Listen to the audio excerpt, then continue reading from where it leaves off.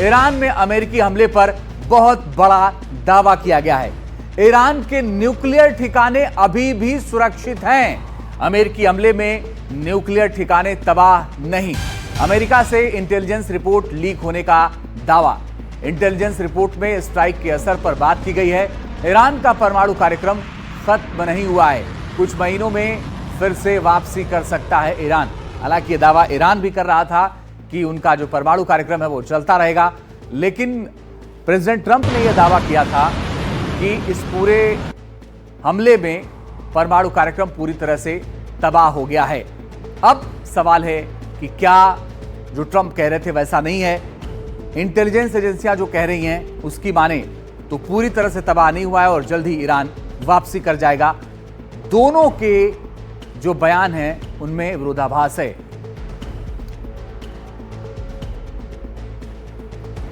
और राजीव रंजन हमारे सहयोगी ज्यादा जानकारी के लिए इस वक्त जुड़ रहे हैं न्यूज रूम से।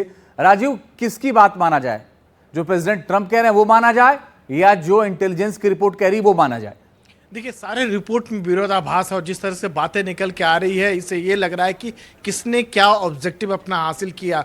जैसे अमेरिका का दावा ये था कि जब 23 तारीख को उसने ईरान पर हमला किया तो उसने कहा कि उसके सारे परमाणु जो षड्यंत्र हैं उनको जो नष्ट कर दिया गया, उसको बर्बाद कर दिया गया। लेकिन उससे पहले हम जो मैक्सर की हमने जो रिपोर्ट देखी उसमें कई सारे ट्रक जो है, एक नहीं कम से कम 20 से ज़्यादा ट्रक वहाँ पर खड़े थे।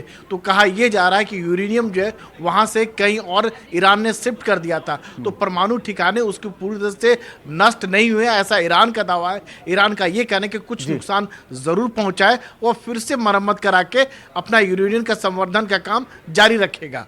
वो तस्वीरें राजीव आपने दिखाई थी न्यूज रूम से, मुझे याद है जब आप सैटेलाइट तस्वीरें दिखा रहे थे और ये कह रहे थे कि देखिए तमाम ट्रकों का आना जाना हो रहा। मैं आपके पास आऊंगा राजीव, लेकिन इस वक्त मेरे साथ मेजर जनरल रिटायर्ड संजय सोई सर जुड़ गए हैं, रक्षा विशेषज्ञ। बहुत स्वागत है सर। संजय सर, क्या लगता है आपको? एक तरफ ट्रंप ये कह रहे हैं कि परमाणु कार्यक्रम बर्बाद हो गया, यही बात इजरायली प्राइम मिनिस्टर भी कह रहे हैं, लेकिन इंटेलिजेंस का दावा कुछ और है।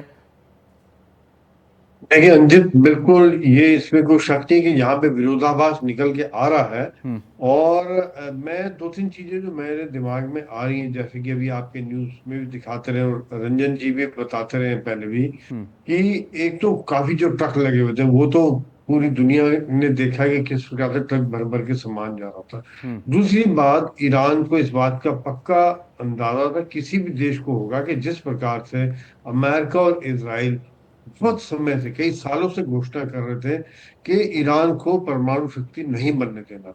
तो उन्होंने, यही कारण था कि जो खास तौर से फॉर्दो वाला जो न्यूक्लियर साइट है वो उन्होंने पहाड़ियों के अंदर बनाया था। और पहाड़ियों के अंदर, जैसे कहते हैं, 260 फीट अंदर बनाया था गुफा के द्वारा करते हुए। और अंदर फिर कंक्रीट की लेयर भी थी, ऊपर पहाड़ी कंक्रीट की लेयर और फिर वो न्यूक्लियर फैसिलिटी, ताकि जो एक आसान ना रहे उसको बर्बाद करना। जिस प्रकार से हमले किए गए, देखिए यही कारण है कि उन्होंने खाली 2 बम नहीं गिराए, उन्होंने 12 बम फॉर्दो के ऊपर गिराए, ताकि एक के बाद एक गिर के, एक गिरे थोड़ी चोट हो, थोड़ा अगला गिरे और चोट हो, और चोट हो, होते होते काफी डीप अटैक हो सके और सिस्टम को डिस्ट्रॉय किया जा सके। दूसरी बात, जैसी मुझे खबर मिली है कि उन्होंने उनकी वेंटिलेशन सिस्टम के ऊपर अटैक किया। अब ये जो GBU-57 है, इसके अंदर GPS के द्वारा गाइडेंस और एक इंटरनल गाइडेंस सिस्टम है, जिससे पिन पॉइंट अटैक करने में सक्षम है। तो यो हमला जो किया गया, तो यानी कि वेंटिलेशन सिस्टम को भी टारगेट किया गया, एंट्री सिस्टम को टारगेट किया गया। तो दो बातें हैं यहाँ पे। एक तो सामान वहां से निकाल लिया जाता है ट्रकों के द्वारा, लेकिन फिर भी पूरा सामान नहीं निकाला जा सकता। न्यूक्लियर प्लांट इतना कॉम्प्लेक्स सिस्टम होता है कि हो सकता है न्यूक्लियर एनरिचमेंट, कुछ यूरेनियम। सर, एक बड़ी खबर इसी से जुड़ी हुई आ रही है, मैं आपके पास लौट रहा हूं, लेकिन ये बड़ी खबर दर्शकों को बताना जरूरी है। और बड़ी खबर यह है कि लीक इंटेलिजेंस रिपोर्ट को ट्रंप ने खारिज कर दिया है। ट्रंप ने कहा ईरान में हमला पूरी तरह से सफल रहा, ईरान के एटमी ठिकाने पूरी तरह से बर्बाद हो गए। ये अमेरिकी राष्ट्रपति ट्रंप कह रहे हैं।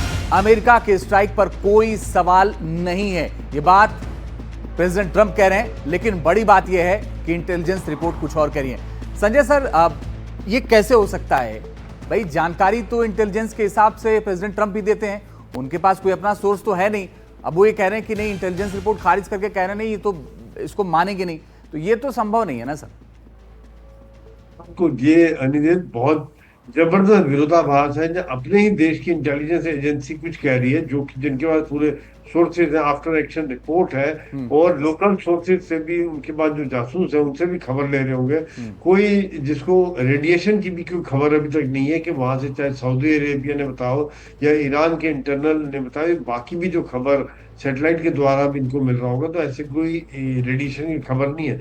लेकिन दो बातें हैं कि जो इंटेलिजेंस एजेंसी भी ये कह रही कुछ महीने के लिए इसको जरूर पीछे कर दिया। वो कुछ महीने हैं, कुछ साल है, ये देखना पड़ेगा, क्योंकि जो ऑपरेशन है वेंटिलेशन, जैसे मैं कहता हूँ वेंटिलेशन सिस्टम एंट्रेंस को किया, कुछ ना कुछ डैमेज जरूर हुआ होगा अगर स्ट्रक्चर मैं को। अगली ब्रेकिंग पर तो जाऊं उससे पहले एक चीज आप दर्शकों को स्पष्ट कर दीजिए कि जो परमाणु संयंत्र बन रहा था, जो परमाणु बम बना रहा था ईरान, क्या उसको ट्रकों के माध्यम से वो सामान इधर से उधर किया जा सकता है क्या?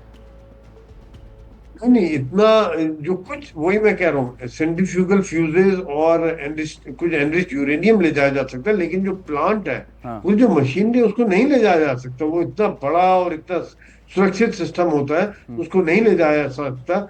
तो डेफिनेटली वो कुछ समय के लिए तो पीछे हटा है। अब कितना समय है, क्या वो महीनों हो या साल हो, 2 साल हो, लेकिन ईरान भी डेफिनेटली वापस आएगा, क्योंकि उनका नॉलेज है, ज्ञान है उस बिल्कुल। सिस्टम को बनाने का। वो कई सब उनके बुक्स में लिखा होगा जी। ये सब चीजें, तो वो फिर बनाने में कामयाब हो जाएंगे, इसमें कोई शक नहीं है। लेकिन कितने समय बाद बना पाएंगे, ये बड़ी ये बात है। देखने वाली ये बड़ी बात। बात सर।